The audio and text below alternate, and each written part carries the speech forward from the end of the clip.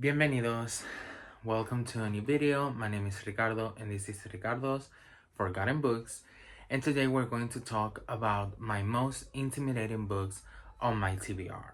I have included or selected 10 of the most intimidating books on my TBR, and they are intimidating for a lot of different reasons, for their length, for their history, and yeah. So if you want to know which books I find intimidating, keep on watching the video.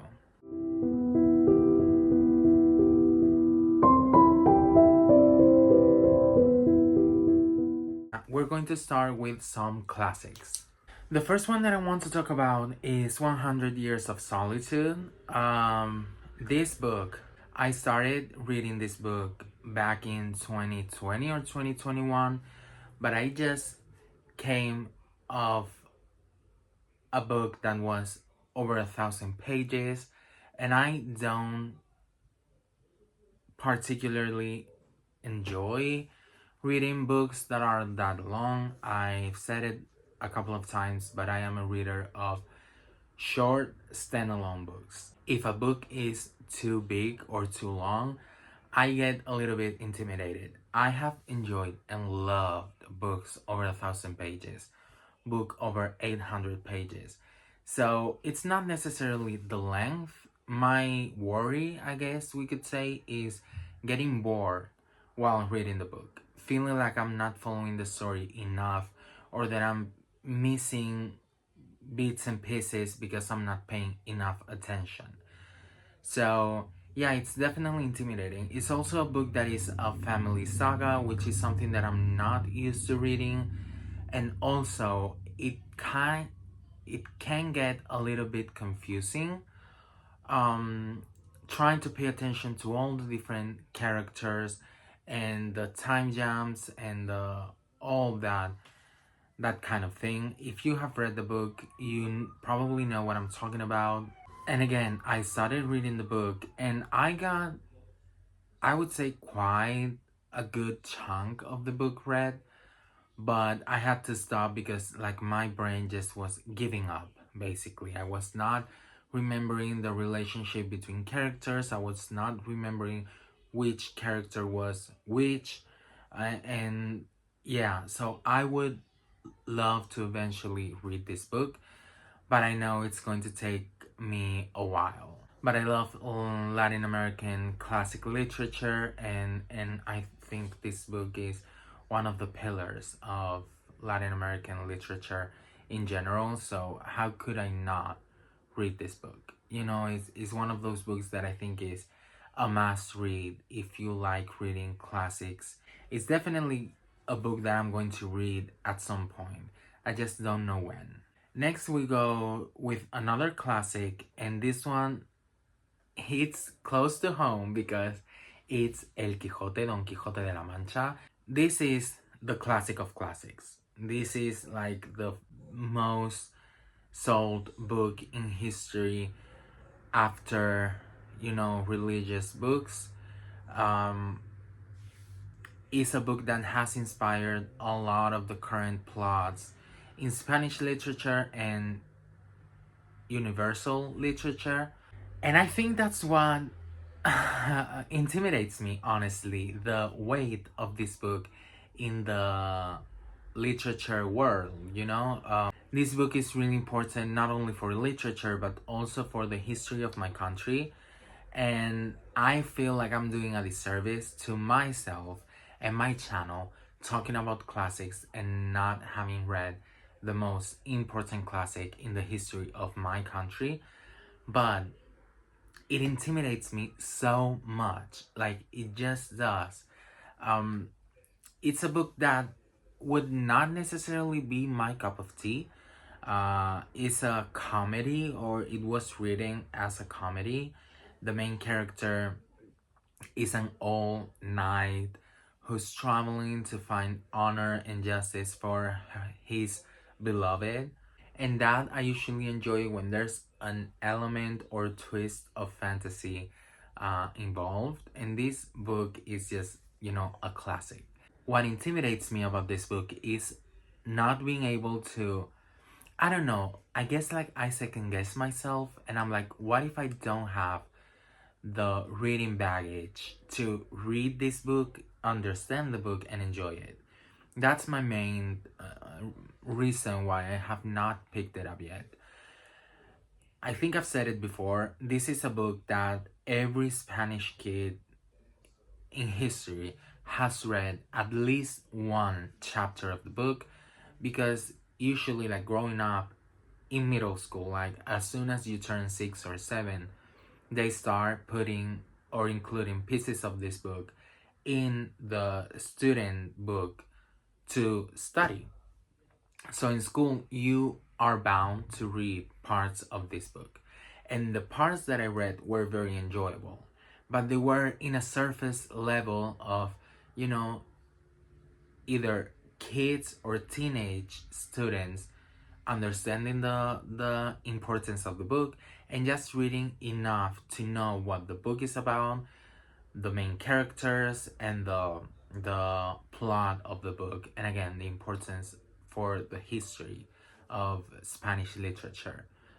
Other than that, you are not necessarily pushed to reading the book. So it's a book that I would say like a lot of Spaniards, I would say the majority of Spaniards have not read, but we know of because Don Quixote, the book, the character, the plot are such important pieces of pop culture here in Spain. Like, you just know about it. And I said it in a previous video.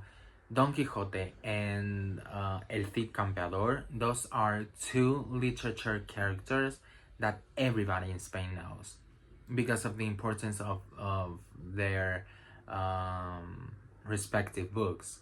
So I guess I just am intimidated about reading the book and maybe feeling like the most important piece of literature from my country and one of the most important pieces of literature in the world does nothing to me. That's what scares me, I guess we could say.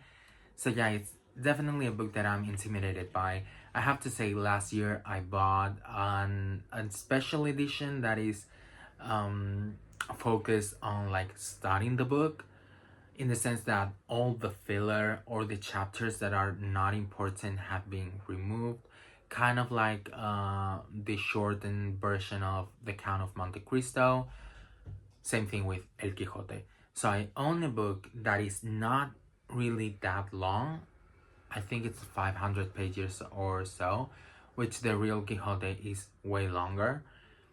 So I think it's a good starting point, but I still feel a bit nervous about picking it up and reading the book. But again, I think it's one book that I'm bound to read. Like, I cannot keep reading classics and classics and classics and not read the classic. So yeah, I think sooner rather than later I will read Don Quixote. Another Spanish classic that I am extremely intimidated by is La Celestina. I think the translation to the English is the Spanish Bard, I believe. I know it has like a few different translations. There's also like the tragedy of the two main characters, whose names I don't know. This book is again a book that in Spain we know about, because it's another book that even in middle school you read pieces and bits and pieces, portions of the book, but it's not a book that you are, again, pushed to read. And I remember I was talking a lot of years ago. I was in high school and I found a copy of the book, and I asked my teacher if she thought I could read it. She was like, no. She literally told me this book is not for young people. And since then, I have been intimidated by it because it's like, well, I'm 26, I'm not a teenager anymore.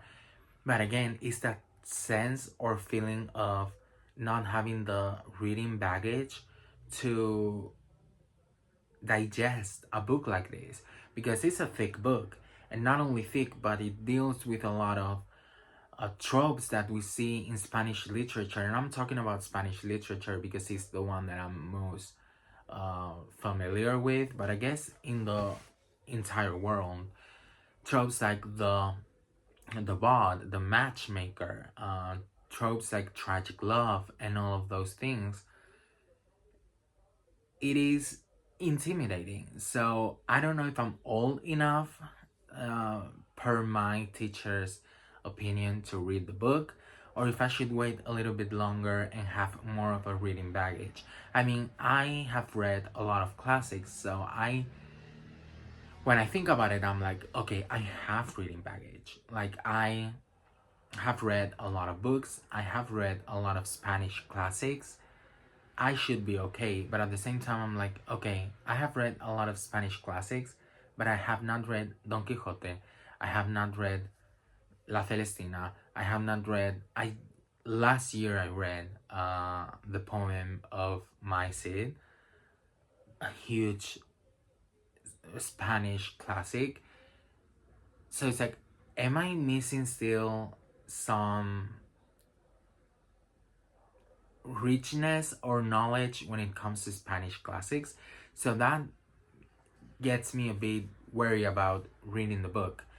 But again, it's another book that I'm bound to read, especially because if we talk about classics that are not Spanish, I don't mind. For example, there are a few classics from the US or from other countries that I know I'm not going to read because they don't sound interesting to me. Which, by the way, if you want a book about classics or books that I'm not going to read or that I don't plan on reading, let me know down below. I would love to make that video. But when it comes to Spanish classics, in my mind, I'm like, I want to read all of them, or, like most of them, even if they don't appeal to me, just to know more about the history of literature in my country. So I'm definitely reading this book. It's just a matter of time and place. Like, when am I going to read it? We don't know. We're going to keep with classics, but we are going to travel outside of Spain all the way to Greece. And The Odyssey is another book that intimidates me a lot. Why? Because I know the story. That's the whole thing. I think it's a story so referenced. I have studied arts history. On my, again, amateur, non-professional way, I have studied history as well. The Odyssey is such a staple that it has transcended art. You know what I'm saying? Like, it was a book, and it is a book, but now it's more than a book. It's more than adaptation to movies and all of that. It's part of pop culture, even if people don't realize it. So I just know the book. I just know the book. Like, I just know what happens. I know the characters.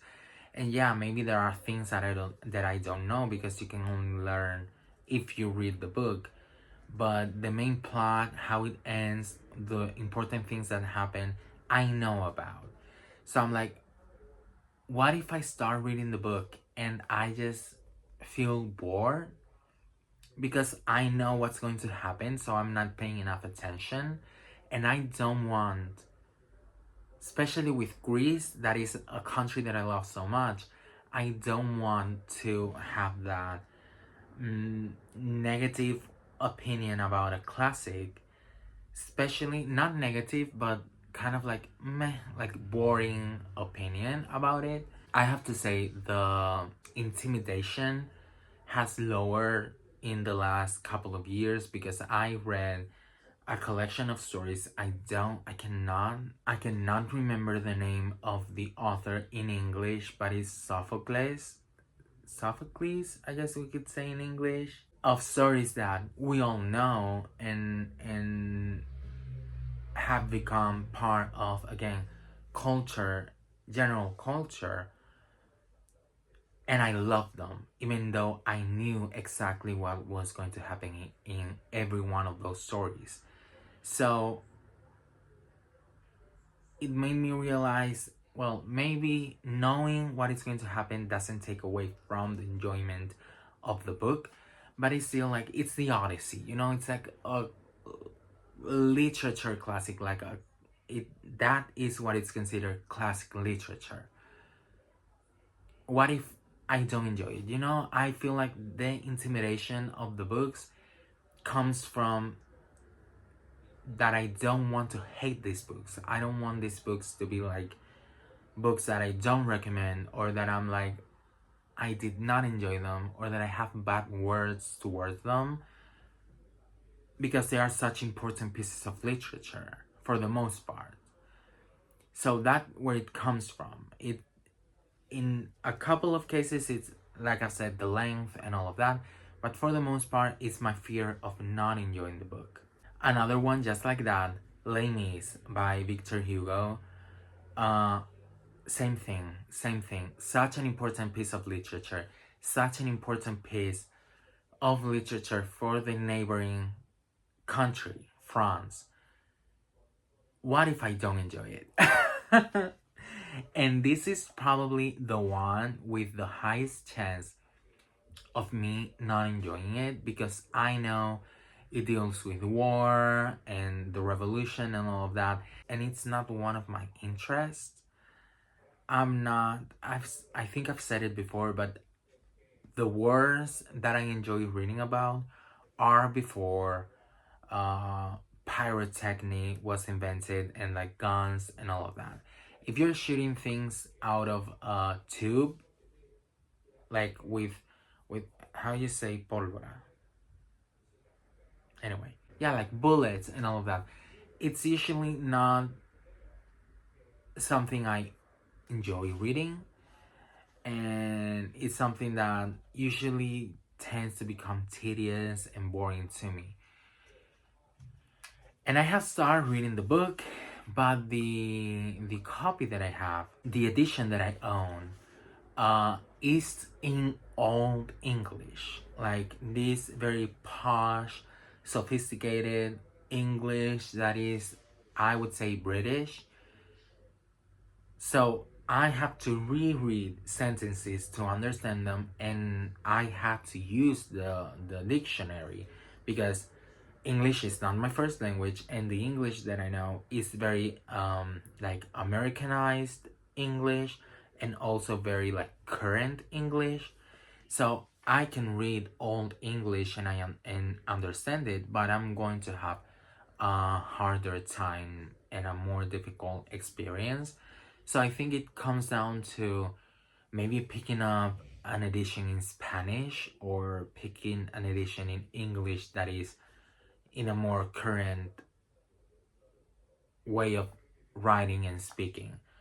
But my edition was like €2, so I could not pass that. And also, it's like an illustrated edition for €2. I was like, okay, I have to buy it.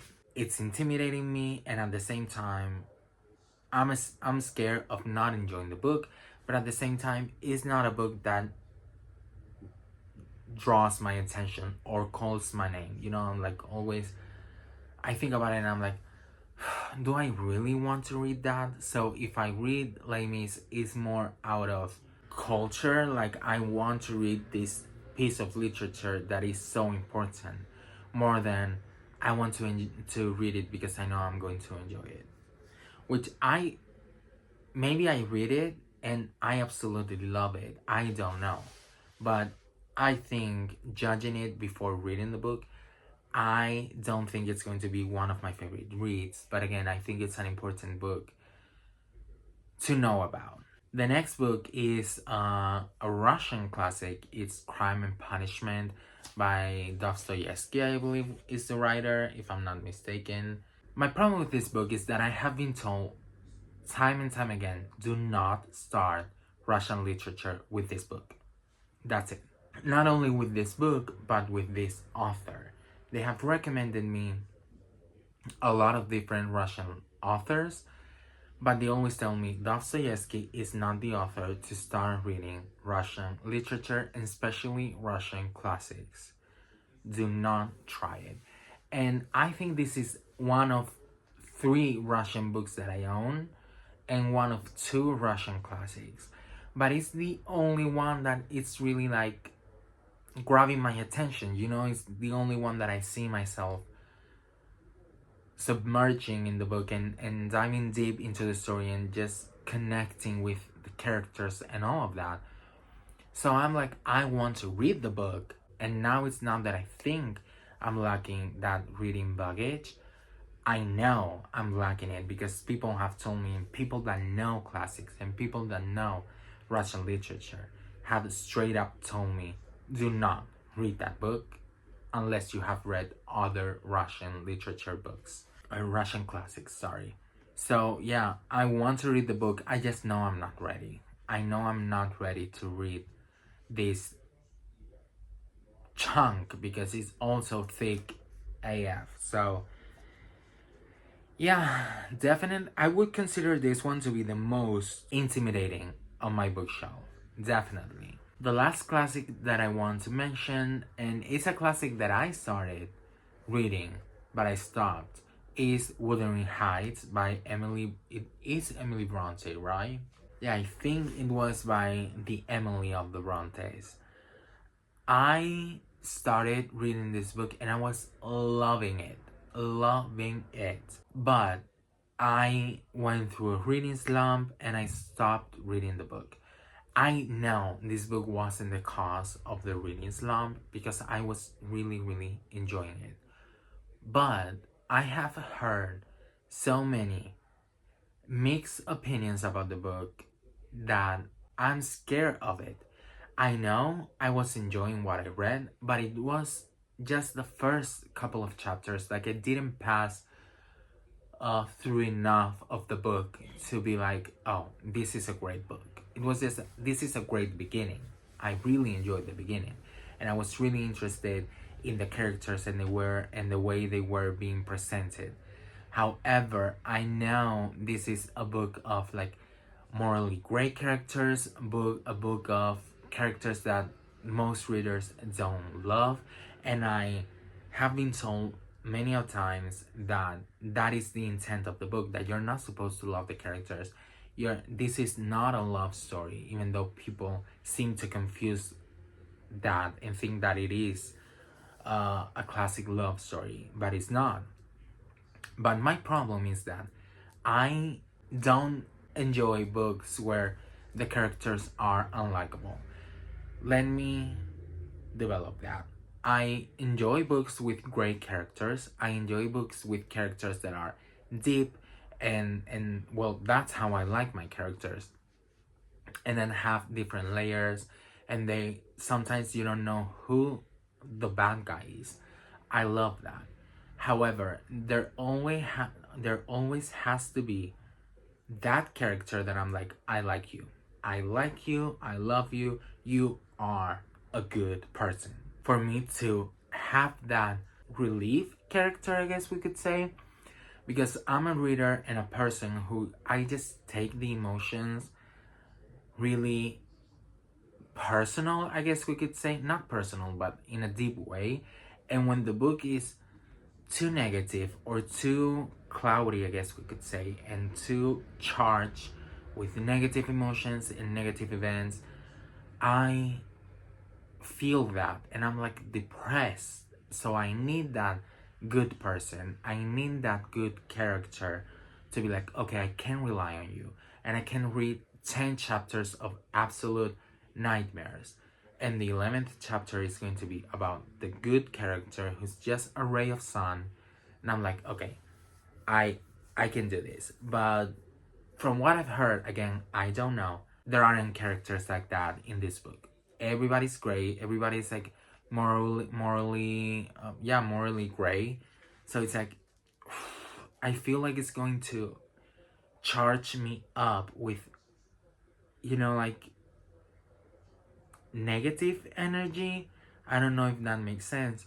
But at the same time, what I read, I enjoyed so much. And I think it's going to be such a beautiful, rich, deep read that I want to read that.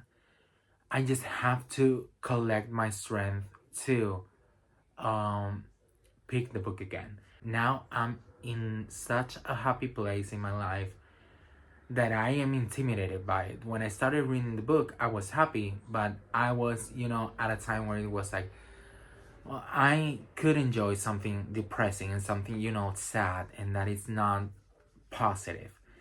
Now I'm like, I don't know if I can, I don't know if I have that mental energy of processing something that is going to leave me, you know, destroyed.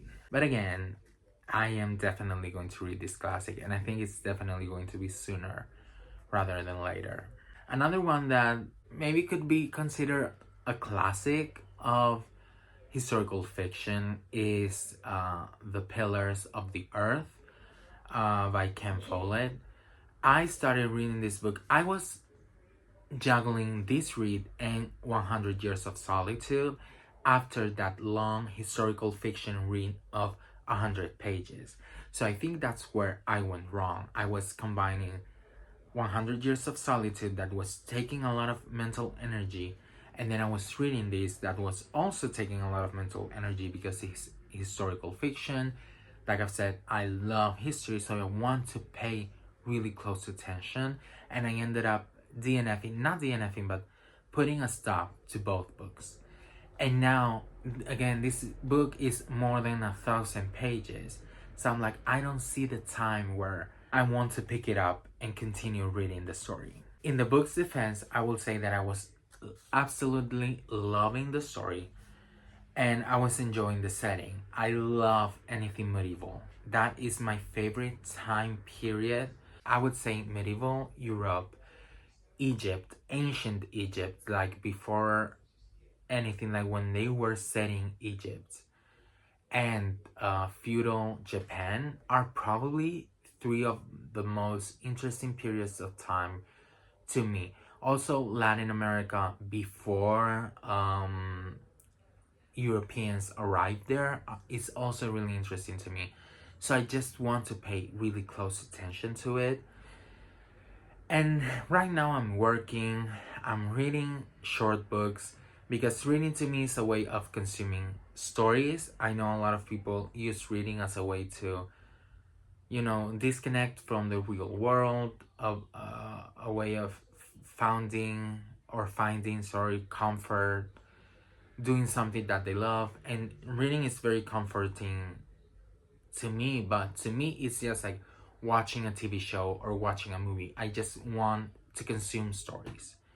And I feel like in the time that I'm going to spend reading 1,000 pages of history, I can read 5 other books and consume 5 other different stories.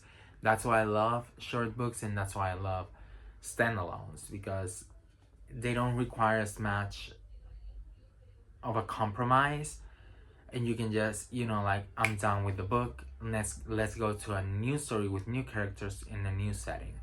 And also, The Pillars of the Earth is part of a series, so it's like, it's definitely intimidating. It's just intimidating, but I was enjoying it so much, and I enjoy historical fiction so much.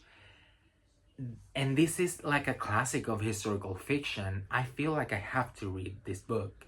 There's no other way around it. Like, I know I'm going to enjoy it. Like, I know I won't be forcing myself through this book, but I know I'm going to have to force myself to pick it up.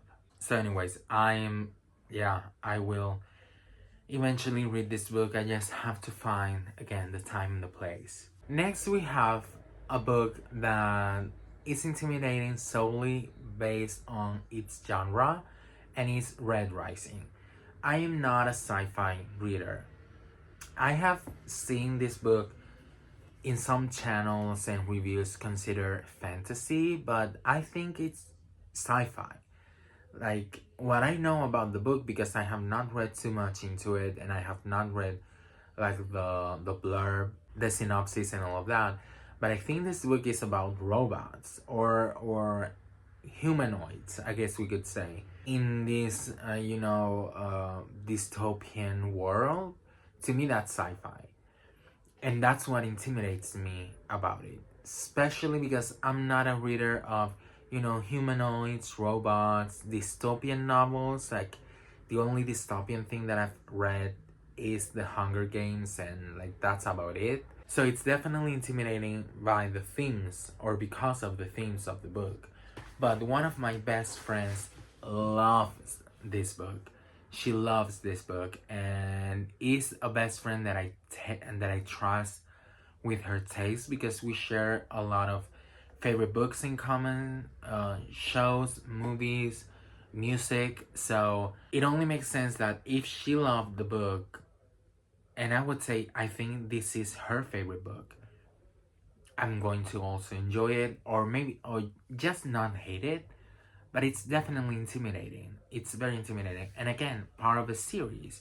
I know nobody's going to put a gun to my head and force me to continue the series. But if you start a series, you have to continue it at least until you get tired of it or you don't enjoy it anymore. And like, series intimidate me. So yeah. But I'm willing to give this book a chance, definitely. Just for the only reason being that I trust my friend.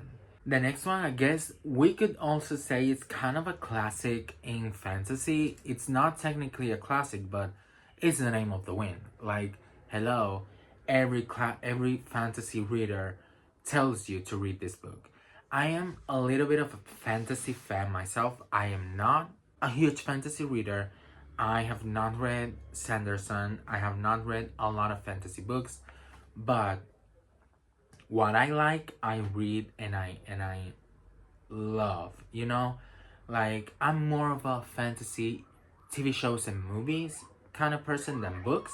But what I have read of fantasy, I have absolutely enjoyed and devoured. So I like fantasy books. This book intimidates me and the only reason is that I started reading this book and I went through one chapter that was the main character's childhood, and it was so hard what he went through. And I know this is going to, I'm like, I have read a lot of books, I have read a lot of classics, blah blah blah. Like, I'm boosting myself up in front of y'all. But confession, I cannot read children going through hard times. It pains me inside. Not because I relate to it, because my childhood, thank the Lord, was amazing, and yeah, like, I don't have any trauma. But it just saddens me a lot, like, to the point of physically, like, having to recover for a couple of days when I read children going through trouble, like, whatever trouble. I'm not talking like unnecessarily a traumatic, life-changing experience. Just when I feel like bad that the child in the book went through something, I'm like, damn, now I have to recover from this. And it's exactly what happened with this book. I was reading the book, I was loving it, enjoying it. Boom, childhood trauma. And I was like, damn. Like, I had to stop.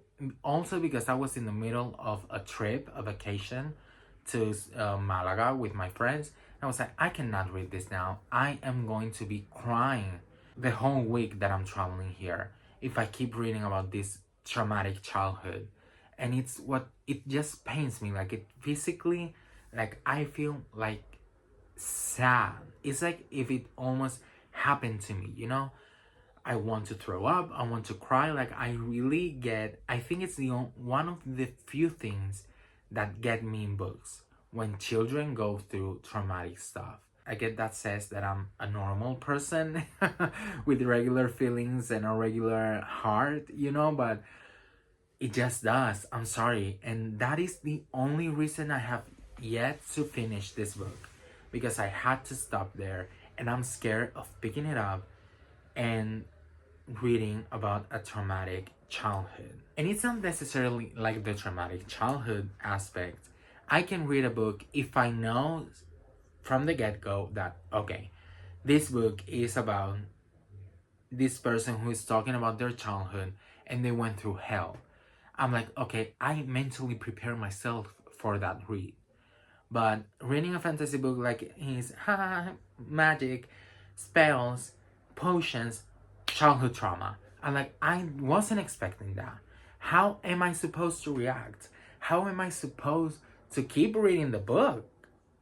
Like, come on now. So I had to take a break, but I was loving the book, loving it.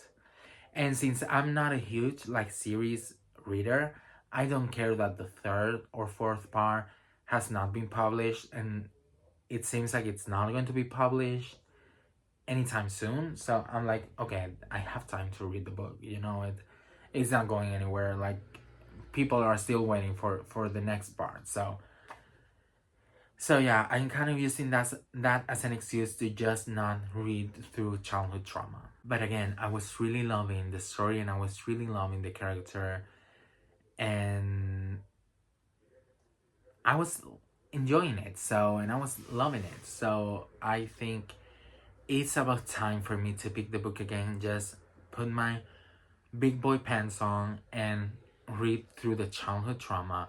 Maybe don't pay too much attention or try to not get emotional and continue with the like fun aspects of the fantasy. So yeah, guys, we reached the end of the video.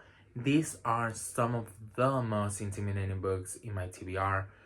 I have decided to leave a couple of books that I also consider intimidating out of the video because I either have other videos planned for the books or I just didn't feel like they were more intimidating than these 10 that I talked about.